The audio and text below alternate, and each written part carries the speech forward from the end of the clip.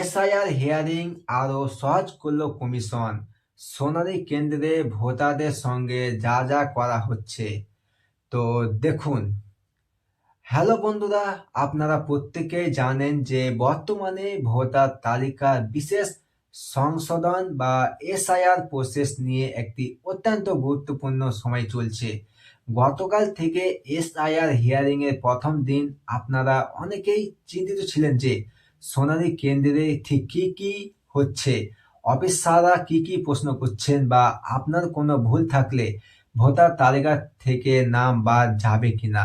আজকের ভিডিওতে আমরা একদম গ্রাউন্ড রিপোর্ট নিয়ে আলোচনা করব। সোনালী কেন্দ্রে ঢোকার পর ভোটারদের সঙ্গে ঠিক কি কি করা হচ্ছে বা কাদের কাদের ডাকা হচ্ছে, এবং সবচেয়ে বড় খবর হলো নির্বাচন কমিশন এই পুরো প্রক্রিয়াটি এখন আরো সহজ করে দিয়েছে। ভিডিওটি একটু বড় হতে পারে, কিন্তু প্রতিটি তথ্য আপনাদের জন্য অত্যন্ত জরুরি, তাই শেষ পর্যন্ত সঙ্গে থাকুন। তোমরা যদি আমার চ্যানেলে নতুন হয়ে থাকো, চ্যানেলটিকে সাবস্ক্রাইব করে পাশে থাকা বেল আইকনটি প্রেস করে দিবেন। চলুন ভিডিওটা শুরু করি।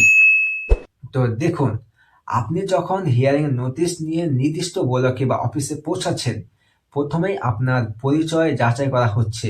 গতকালকে অভিজ্ঞতা থেকে দেখা গেছে অফিসাররা প্রথমেই আপনার নাম এবং আধার কার্ড অনুযায়ী জন্ম তারিখ জিজ্ঞাসা করছে।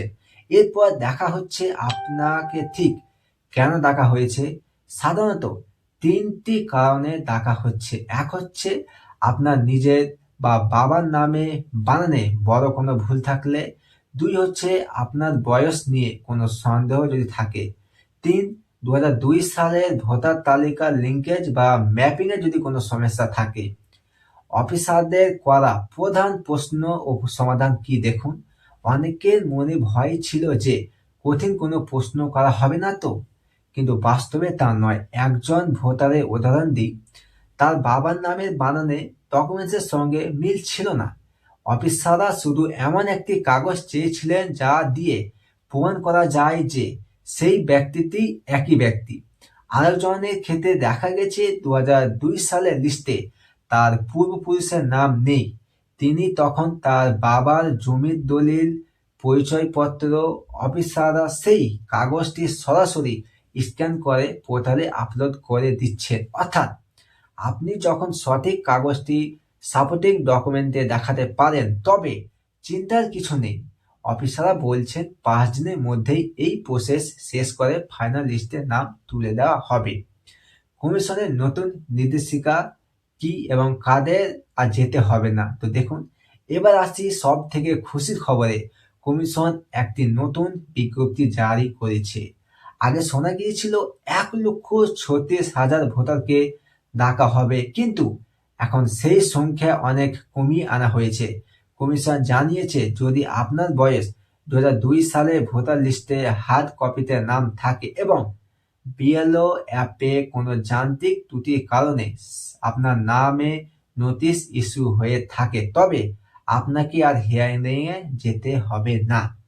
বিএলওরা নিজেরাই সেই ভুল সংশোধন করে নেবেন। এছাড়াও যাদের বয়স 85 বছরের বেশি, তাদের ক্ষেত্রেও অফিসাররা সরাসরি বাড়িতে গিয়ে ভেরিফিকেশন করবেন। কিন্তু দেখুন, যারা প্রবাসী বা যারা বাইরে থাকেন, তারা কি করবেন। অনেকে জিজ্ঞাসা করছেন যারা কাজের সূত্রে বাইরে থাকেন তারা কি করবেন। একটি বাস্তব ঘটনা শোনান আপনাদের বলছি। দেখুন, ব্যাঙ্গালোরে থাকা এক মহিলাকে হোয়াটসঅ্যাপে নোটিশ পাঠিয়েছিলেন তার এলাকার বিএলও। তাকে সশরীরে আসতে হয়েছে কারণ তার লিঙ্কেজে বড় কোনো সমস্যা ছিল তার জন্য। যদি নদিয়ার একটি ঘটনা দেখা গেছে, বাবা ছেলের হয়ে ডকুমেন্টেশন নিয়ে গেলেও কমিশন আপাতত সশরীরে উপস্থিতিকে গুরুত্ব দিচ্ছে। যদিও ভার্চুয়াল বা অনলাইন হিয়ারিং নিয়ে এখনো কোনো চূড়ান্ত ঘোষণা আসেনি, তবে পরিস্থিতি অনুযায়ী দেখা যাচ্ছে আপনারা অবশ্যই যান।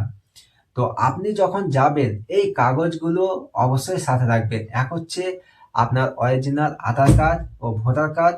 দুই হচ্ছে যদি লিঙ্কেজ কোনো সমস্যা থাকে তবে বাবার বা ঠাকুরদার ভোটার কার্ড এবং জমির রেকর্ড দলিল। তিন হচ্ছে যদি মৃত ব্যক্তির রেফারেন্স দেন তবে তার ডেথ সার্টিফিকেট যদি থাকে নিয়ে যাবেন। মনে রাখবেন সব কাগজ যেন অরিজিনাল থাকে, কারণ সেগুলো সেখানে স্ক্যান করে আপলোড করা হচ্ছে। তো আপনাদের কাছে একটাই উপদেশ দিব যে এসআইআর হিয়ারিং নিয়ে আতঙ্কিত হবেন না। কমিশন এই প্রক্রিয়াটি আপনার নাগরিক অধিকার সুরক্ষিত রাখার জন্যই করছে। যদি আপনার কাছে নোটিশ আসে এবং আপনি যোগ্য ভোটার হন, তবে অবশ্যই প্রয়োজনীয় ডকুমেন্টস নিয়ে দেখা করুন। আর যাদের বয়স 2002 সালের লিস্টের নাম আছে অথচ ছোটখাটো ভুলের জন্য নোটিশ এসেছে, তাহলে তারা আগে বিএলওর সঙ্গে কথা বলে নিন, হয়তো আপনাকে যেতেও না হতে পারে। ভিডিওটি ভালো লাগলে লাইক করুন এবং যারা দুশ্চিন্তায় আছেন